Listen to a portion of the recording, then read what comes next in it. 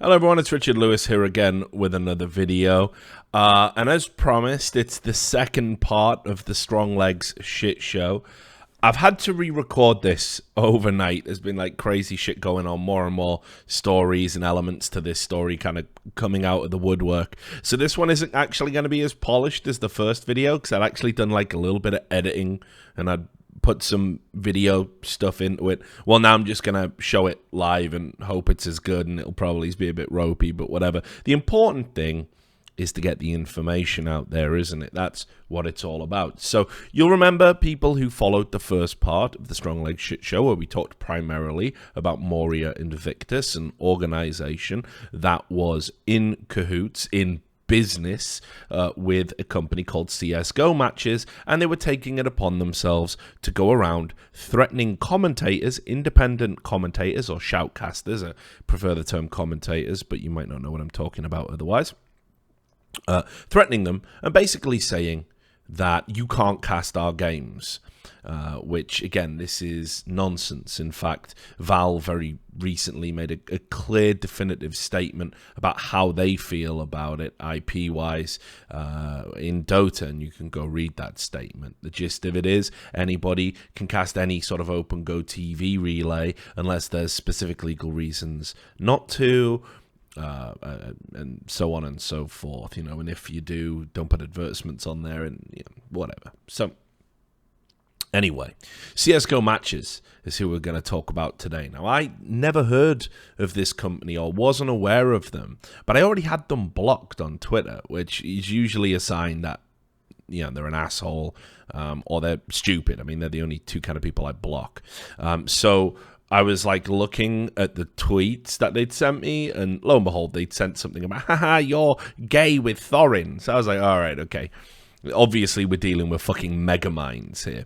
So just to start the video, I want to explain their business model. Now, what CSGO matches do is they commentate on games, open Go TV relays that are available, and they go to teams that are playing matches and they say, if you pay us money, we will exclusively commentate your games using our staff. They charge. They don't have a staff. Well, they sort of do, but it's all volunteer casters essentially. But what they do is they charge the teams money, and some of that money goes to the caster per map, and they keep the rest. Okay, and you can see this on their website. This is their business model, and they offer bronze, and you know, for $15 a map, they'll give you one caster, and it's auto-director, but they will put some stuff up on their Twitter, which probably has a bunch of fake followers. Silver, gold, and right the way through to platinum. And look what you get for platinum. 2 professional casters, professional observer, analysts come in at half, you know, partway through a map or whatever. Full marketing service. You get interviews as well. Wow, this is great. So this is the business model that they operate on. And dudes, like, can you see the problem with this? I'll say this right at the top of the video because I actually buried it way towards the end in the other video. This is a stupid business model. If you're an organization and you want people to commentate on your game so you get exposure through that, and maybe you're in a bad league or your games aren't being featured by the people that are running a more prestigious league like the Mountain Dew League, contact independent casters directly. There's no need to pay anyone anything. I'm going to tell you why. If your game gets onto HLTV, and even if it doesn't, it's great content, and people will come, and people will watch, and people go, oh, it's all about gambling and skins gambling and all that. Generally, a lot of these games don't even qualify, you know, for legitimate gambling stuff because they're so far down the trough, you know. But any commentator, I'll do it. When I got free time, I like to cast matches, and if it's a decent game and I've got nothing to do with an evening, I'll do it for you for free, for complete free. Why? Because people come to my channel. And if people are on my channel, I'm getting, you know, subs and donations, and I don't even, you know, need the money. But if you're an independent commentator, obviously that's nice. But more importantly, you get followers. You build up your brand, and it's a synergistic relationship. It's great. You don't need to pay anyone for this. So, first of all, the business model is completely fucked. It's like some mad black market economy for Counter-Strike matches, and it's just ridiculous. I'm amazed that anybody would pay for this.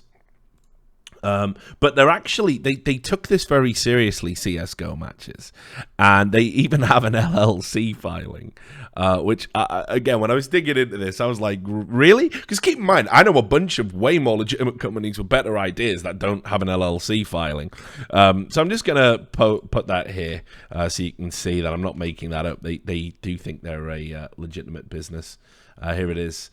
This is the LLC filing here, and you'll see all the offices. And remember this name, Michael James Silberg. We're gonna get into that a little bit later. So they obviously take this very seriously, and I have no idea why, because this is just the stupidest type of business I think I've ever seen. It's and they've tried to get people to invest in this silly idea as well. Now, I don't know about you. Maybe you know about businesses. Maybe you don't. It's all right. No harm in it. Investments, right? When I say to you, hey, do you want to buy a portion of this business so we've got some liquidity, some cash? That's pretty much par for the course how it works. Or maybe you see a really good idea and you want to put money in, and then you take a portion of the company, and maybe you want to sell it down the line once you've built it up. You know, think like, I mean, shit, even if you don't get the intricacies of business, you're all seen Dragon's Den or whatever the fuck, or Shark Tank or whatever the fuck they call it in America. You know, you buy a portion of a business with your money so that business can get to where it needs to be, take on staff, expand, do whatever, and you get something for that investment.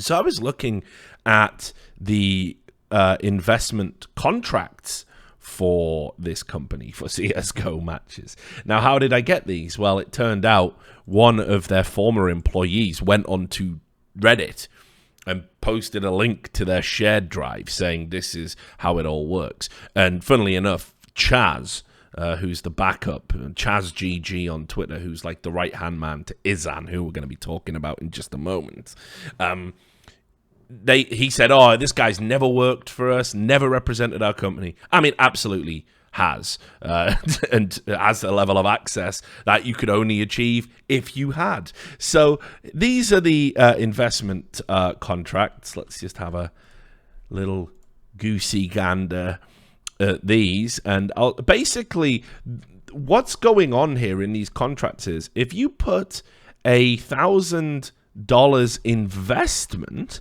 doing air quotes, which you can't see at the moment, they guarantee a return of $1,250 later. You get basically a 25% return in like a 3-month period. Very, doesn't sound a lot like the investments I'm used to. This sounds like a loan, all right? This is where you you loan me money. You're the bank. You put $1,000 investment into my business, and I promise I'll pay it back with interest. I mean, that interest is still more generous than Provident or all of these, you know, thumb-breaking companies you get around the world. But, you know, this is just a loan. This is all it is. What's the investment? You know, you cash. It's madness. So I talked to a few people. I mean, I interviewed a ton of people about CSGO matches, and I actually got to talk to some former CSGO matches staff, and I asked them about like the loan stroke investment thing. Because first of all, again, it's a terrible business model, completely not worthy of investment. No one's ever going to get rich off this. This isn't a good idea. This is actually terrible, and not. It doesn't work within our economy as it stands. But here was a conversation that I had with this former employee. All the names and details are redacted and stuff. And it says here, I said, what's the deal with the investment? It sounds like a loan. And they replied, pretty much. The investor wanted to actually invest and get a steady portion of profits after expenses. Izan talked them into more of a loan deal, like you stated. And I said, who invests in this fucking shit show?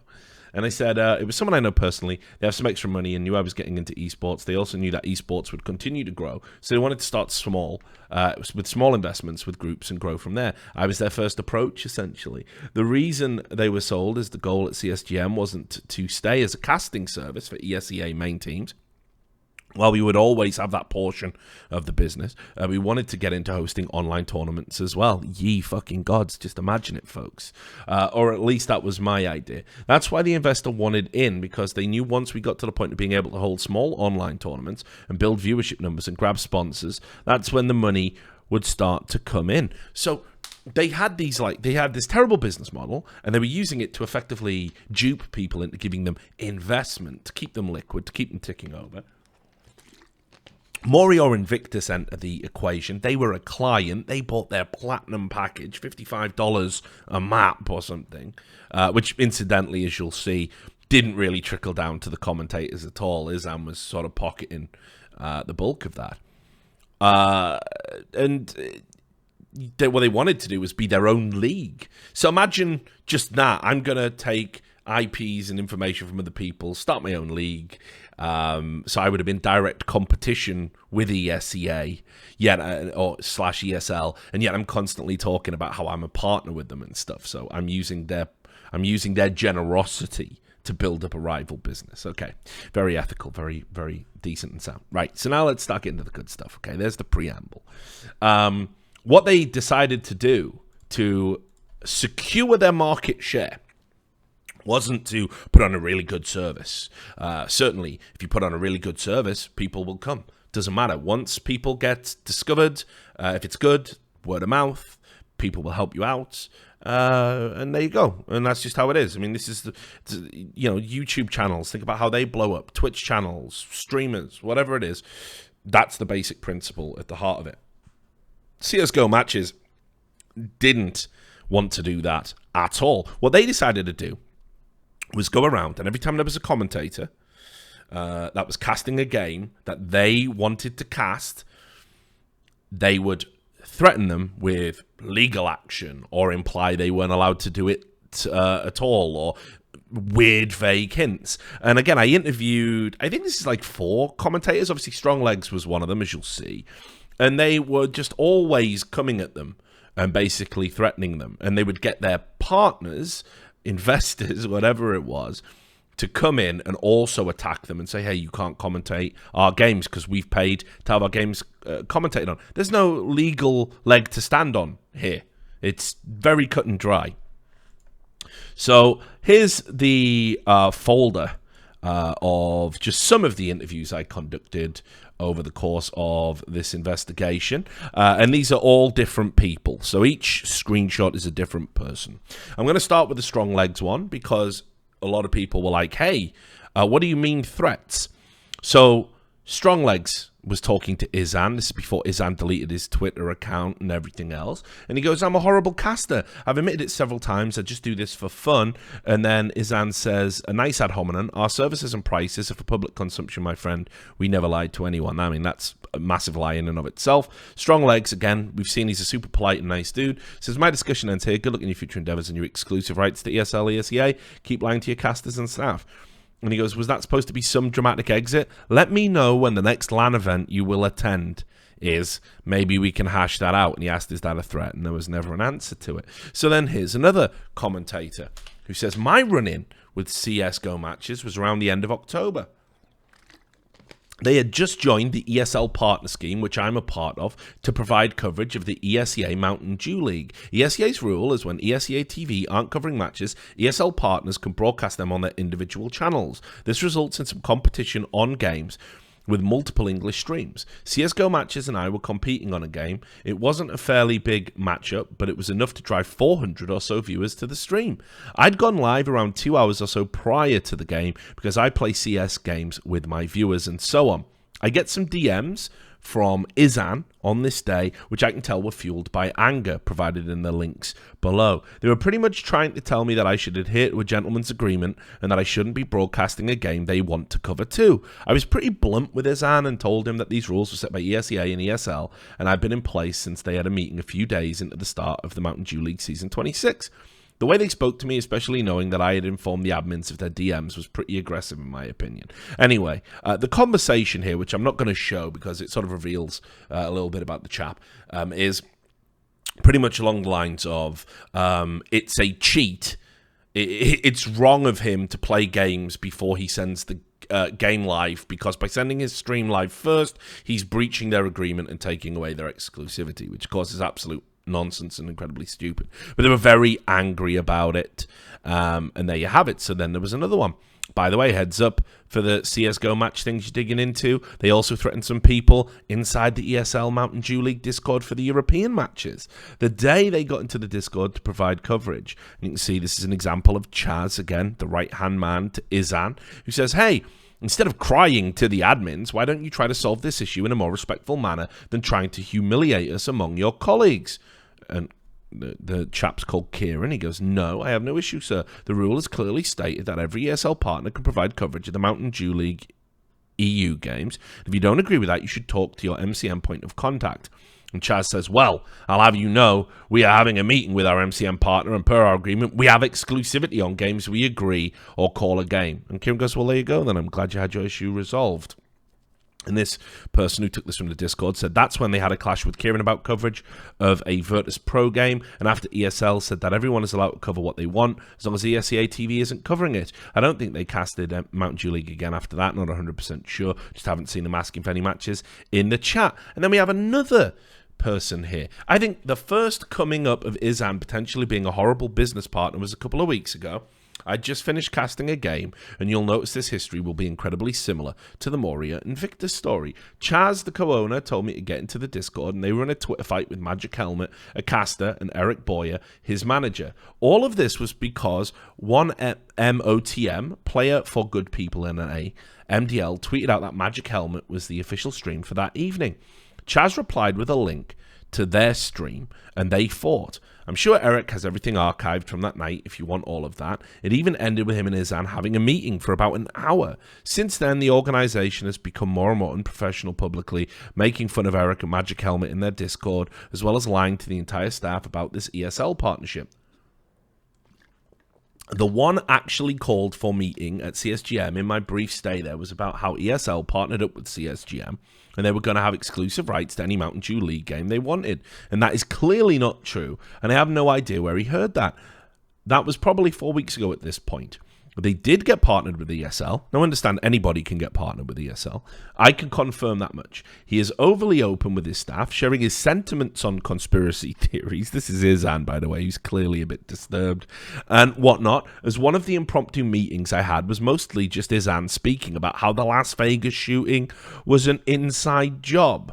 Also, the owner of Moria Invictus messaged me one night during the major qualifiers while I was streaming, saying he was a special client, which I have no idea what that entails, but they were the only team to have one-on-one meetings with the owners on a weekly basis, so good friends there. So there's this pattern of behavior, and basically it's this. If you're a commentator, you can go and cast 4 CSGO matches, and they will pay you $7 a map for doing it. Keep in mind, they charge in their bottom package double that, right? So, and people told me even all the way up to the $55 per map package, they weren't getting paid. In fact, just to show you the proof of that, I've got another screenshot here from another interview. Where somebody says, you know, I just let the money go. It just wasn't worth the hassle. So here's that now. Right. So here we go. Another person I've interviewed, again, completely different to the people we've already seen. There was no contract between myself and Izan. We were all listed purely as volunteers, but we agreed I would get paid a portion of any profits at the end of the ESEA CSGO season for my time and efforts. So they were keeping a tally, a spreadsheet of how much money you were due. And then it said, I have not received any money. I never really went after it since about the time I left to focus on PUBG. I was only going to get $200 anyway, and I didn't have a contact. I figured it was just lost money at that point. So you're not even getting the money. They bring you in, you do the commentary, you get told we'll pay you at the end of the season once we've brought in some investors, and you just don't get any money. Meanwhile, these guys are charging people, also threatening other commentators so they can't commentate the games, and lying about exclusivity. Now, just to also show you evidence of this exclusivity from the horse's mouth, or the horse's ass, in the case of Izan, here he is. Come on, archive, work your magic. So you can see this is Spain Powell talking about, streaming and all of this. And Izan says, yes, there is. We will have exclusivity next season for the MDL League. Some doorknob with a shitty overlay and OBS will not be able to cast the matches. That's just a few days ago. He was still lying about this exclusivity. So again, threats, lies, deception, intimidation from both Chaz, but mostly Izan as well. And this behavior takes on a very different complexion. Because a lot of you will go, oh, Richard, those are just empty threats. See you at LAN. Come on, Richard. Man the fuck up. What's wrong with you? Are you a low T soy boy? Right, well, okay, let me tell you why these threats do take on a different complexion. And much like the Morior Invictus video, get ready for the Fight Club flip where things just go fucking mental, okay? Because Izan is a convicted felon. That's right. He's a convicted felon and has done jail time because of gun crime, right? So he's some little shitty-ass wannabe gangster who has come into esports, likes to intimidate kids, basically, which makes him a colossal piece of shit in my books. So, Richard, this has got to be wrong. Now, you remember the name I showed you on the LLC listing? Well, what's all this? Court documents, my friend, which, by the way, turns out that these are actually... the transparency's fucked up on it, so I could edit the brightness. I suppose we can do that. Let me just crank the brightness up and crank the contrast up. Right, there you go. And you will see here that this is Michael James Silberg is the appellant. This is over in the state of Minnesota. The addresses correlate. And this was in regards to firearm offenses. And this is just out there. This is public again. This isn't like a private document. If you Google his name, it's pretty much the first thing that comes up. Oh, what a wonderful life he's built for himself. So I'll just set the colors back here. See, this wasn't in the super nice edited version I recorded. So there we go. So again, I mean, much like I said about Morior Invictus, there's some people I don't necessarily want to be around young adults. And there's a lot of 16-year-olds. You know, we all know the demographic of esports can skew young from the 16 to 25s. And look, again, I believe in you pay your debt to society. Sure, you do a crime, you do the time, and you move on with your life. But when you are still behaving in an aggressive and means, just a nasty fashion to young people and putting it out there yourself, as he did multiple times. He used to, again, I interviewed several people, including PZLA of Morior Invictus, who said, oh yeah, Izan used to brag about being a felon all the time, and we just thought he was joking. Well, he's not joking. And I think people would have genuine concerns and genuine fears if a criminal with firearm-related offences on their rap sheet is saying, hey, I'll see you at LAN. This isn't some little, skinny-wristed dude who, is fucking never been in a fight in his life. This is a guy who's been to prison. So, okay. And again, you'd be like, oh, Richard, what if it's just the same name and you got it wrong? Well, in a now deleted... it's deleted off the Twitter account, but he forgot to delete the twit longer. You can see here he admits it himself. Right, go away, document, and here we go. I've messed it up. Good Lord. Right, hang on. What is going on here? All right, let me just bring this down a little bit into there. We're getting there. We're getting there. All right, where's the brightness at? Holy shit. Right, well, fuck it. You can read that. You can read that. Okay, so It says here. There we go. In light of recent events, I would like to clear the air. To start with, those inferring that I'm going to physically harm somebody in any way is wholly incorrect. No casters, streamers, or anyone for that matter will ever be in danger in my presence at a LAN or anywhere else. During my conversations on Twitter, I was simply implying it'd be easier to have a conversation with someone face to face instead of sending short messages back and forth to each other in a public forum. There is only so much emotion I can convey in 140 characters, and it's not something I excel at. The perception of violence may have come out due to my criminal past, which is something I'm neither proud of. I mean, you brag about it all the time and tell people about it, but you're not proud about it, I suppose. Nor have I attempted to hide it from anyone. If you've listened to me cast over the past few years, you are very likely aware I have been to prison. I've never... Why is that? Why is that? Why is that in your commentary? Whatever.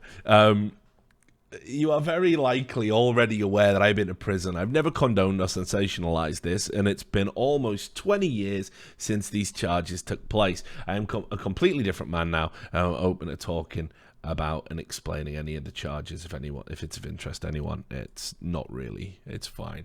Okay, so there you go. From the horse's mouth, all right? So, again... I'm all for redemption. I am all for second chances. You know, made mistakes myself. Greatly over-exaggerated ones, sure, but mistakes. And I would do things differently, maybe, perhaps, in some areas. And I certainly wouldn't want to be cast out of esports on that basis. But then again, I'm not leveraging those mistakes and saying to people, hey, if you don't fucking do what is best for my business, I'll choke you out, mate. Watch yourself, you know, I'm not doing that. So there is a difference. Anyway, so that's Izan, the felon, and he likes to go around threatening, intimidating people. They've been intimidating all these casters, trying to get them to stop commentating on their games. And I watched their matches. I've seen their VODs over in the CSGO Matches channel. Now, this is brilliant in and of itself, guys. All of the games that are played on Izan's channel have Izan, not the commentator's camera, it's just Izan in the middle in like a little square, and it's just him watching the game, and occasionally he'll just interject and be like, yeah, fuck these guys, or he'll give his views about politics. By the way, yeah, one of the people who contacted me said we'd paid for CSGO matches to commentate on our games, and we watched back Izan's work, and we were horrified. He was being racist, sexist, homophobic, all this horrible shit, and we're embarrassed, frankly, to have ever worked with them. So I was like, well, there must be some fucking ridiculous behavior in the VODs, and I just went through the videos in chronological order and found enough to verify those claims, by the way. So the first thing to keep in mind, Izan hates his fucking customers. Absolutely hates the people who get involved with the CSGO matches tournaments and the people who play games that they commentate on. In fact, several came forward and said we were promised prize money, and then Izan said, oh, you're cheating, get out of this little shitty league they were running on the side. But I'm just going to show you this. Just watch this, right? This is how he talks to the people who are entering his tournaments, giving him content, and effectively bolstering his brand. Enjoy this. And frankly, the rules are clear in the TOS, if anyone's bothered to read them, that essentially we can kick anybody out of here at any time for any reason, period. So we made sure to put that clause in there. Monstrosity, during that time, tweeted out that, you know, I don't know how to run a league. I don't know what I'm doing. Well, you know what, Monstrosity? Fuck you, okay? Because the thing is dealing with a bunch of little fucking kids like you guys is the exact reason why there's not going to be a Season 3, okay? I know now why all the other leagues out there do this shit in an automated fashion, so they don't have to sit here and listen to this whining bullshit. If you don't show up, guess what? You lose the game. And, you know, maybe we should have done it that way. I wanted a more hands-on approach with the teams and give them that kind of, you know, professional atmosphere, but let's be real here. Nobody cares, and nobody that plays here is any good anyway. So you're all shit lads. I don't know what I'm going to do. I really don't. I don't know if, since Venture Gaming Gold technically isn't at fault in the sense that the maps were never vetoed, and the other team refused to reschedule or give them an answer about rescheduling until after 7:15 tonight, it's almost not even their fault. Right, or whatever is that. So, I mean, there you go. That's how he talks, and it's weird, isn't it? It all goes back to him. Definitely not a vanity project. Definitely not a fucking egotist. Definitely not a narcissist. Right? Definitely not some fucking guy who's trying to act like Billy Big Bollocks around a bunch of kids or nothing. Definitely not that. But then I was like, all right, that's just him. I mean, that's just funny, right?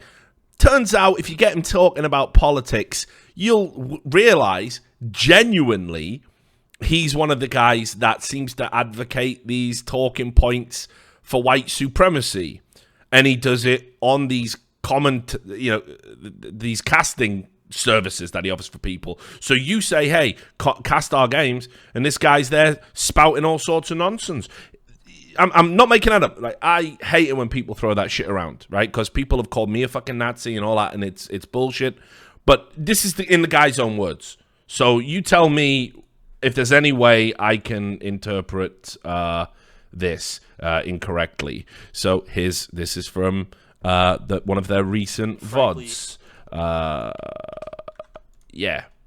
Prepare to be shocked, I think. Listen, I support abortion. You know why? Because 80% of abortions in this country are performed on minorities. Yeah. So, I don't know what to say about that, really. I think that kind of speaks for itself. We'll just let that one sit there, shall we? Why anybody would pay this guy to be associated with their brand when he's publicly saying shit like that is beyond me. Then, he's also a bit xenophobic as well. I mean, I guess that shouldn't surprise you if he's going to say shit like that. He had a pop at Fallen on Twitter basically saying because he identifies as Brazilian, he's not allowed to call himself an NA player, despite living in NA and or they have done, doing everything they can to sort of contribute to the landscape of North American Counter-Strike. He says, "Stay in Brazil." So yeah, not great. Anyway, since then, he's had a bit of a Twitter meltdown because he knew this video was coming. And there's some good news, fortunately. So, they're banned, basically. I mean, I think you can understand why. I think you can see I'm not exaggerating that this company's bad news. They're basically scamming people. They operate like a weird reverse loan sharking kind of business. They don't seem to have a clear business model. But yeah, obviously all of this has come to pass. I mean, to be fair, he also didn't know who Few was from ESEA. That's their head admin. So that's kind of embarrassing that he says he's, well connected. But they have been banned. I got this leaked to me from a Discord, and I've had it verified that this is correct. So CSGO matches will now not be able to commentate on any games. And you can see it here. CSGM have been relieved of the ability to cast Mountain Dew League content as of today.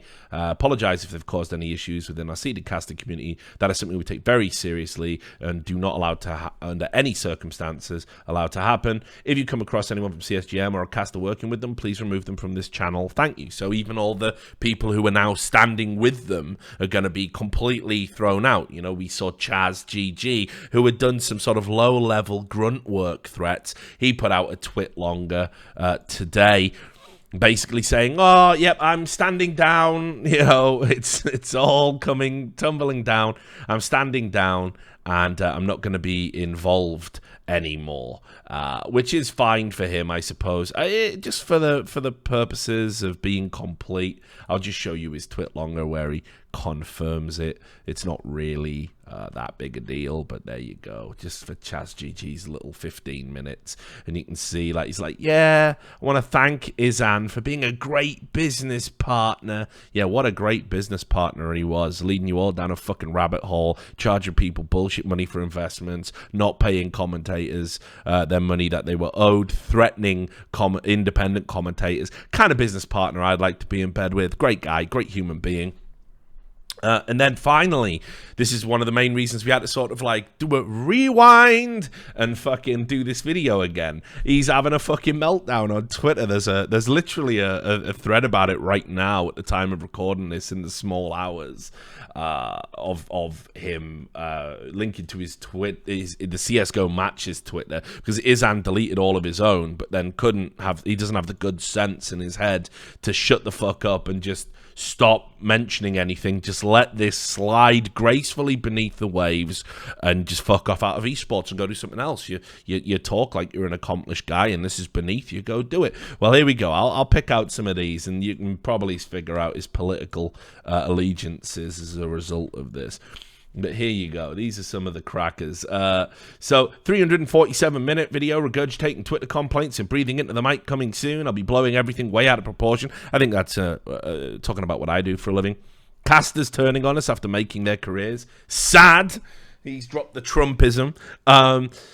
Definitely, you haven't made anyone's careers. In fact, your business is so cancerous, you're actually harming people's careers by being associated with you. Then he criticized one of the guys I believe they work with, Hey McCabain. When you take a breath between every word during a cast, it's hard not to get tired listening to you. All of our clients hated you, so that's another person they work with. He also went after Dreamboat and said, thanks for costing us 2 clients with your support of terrorism. That clip's a joke, not a particularly great one. I won't lie about the Vegas, you know. And then, hey, Few owns, I still don't know who the fuck you are. Hashtag transitioning. So there he's implying Few is transgender, I believe. And then he says here that the rigged casting world, one of the biggest casting stories in years, got 0 coverage on fake news. Richard Lewis last night. Disgraceful. So I'm fake news. Here's what's not fake. You're a cunt. You're a piece of shit, and I couldn't be happier that your sordid, tawdry little business is over, and every time you pop your little fucking head out, you know, from your turtle shell, people are going to know who the fuck you are, what the fuck you stand for, and they're never going to want to work with you ever again. And all the people who do work with you are going to realize that there's no point in being affiliated with somebody like you. It's over. And I'm so happy I played a part in that. So, fake news or not, you know, you can take the L on this one, brother. And, you know, just keep bragging about all them firearm offenses, you super cool dude. So anyway, there you go. There's the video. That's the Stronglegs shit show in 2 parts. I hope you've enjoyed this absolute fucking ridiculous story about these ridiculous characters that infect esports. And no doubt, I'll see you on the next video. Take care.